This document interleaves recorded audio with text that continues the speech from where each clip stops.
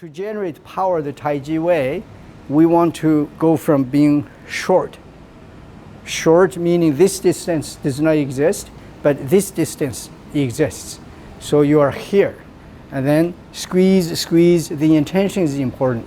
It's a squeeze. You squeeze the horizontal moves because there are two pieces until it becomes this idea that we are here, 90 degrees to what we want to do. And by the time we're here, we're long. So overall, we actually have not done anything. We just switched from this position of this. There's no distance. And finding a pivot, now there's distance. If you want, you can also strike like this.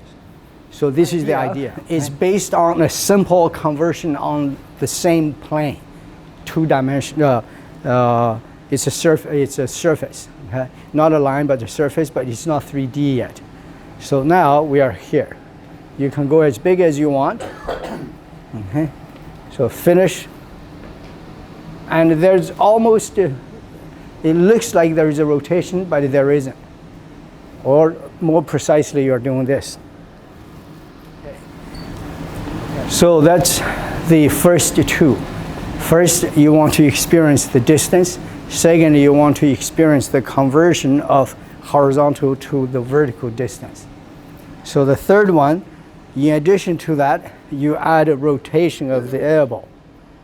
The main power is the elbow rotating, like an auger, twisting it.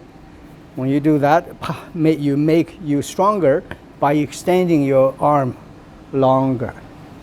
So this is very difficult because when you do it, Jimmy, can you come over here? We go very slowly this way. So you hold me lightly just to feel, just like this, and feel here, and the other way. Here. Yeah, just hold it there. So you cannot have anything like this. You cannot have anything like this. So this is held. This is the measurement, the standard. If you do anything that deviates from the standard, you are off. If you do anything deviates, you are off. This is locked. This one has to, every move goes in, goes in, goes in, like that.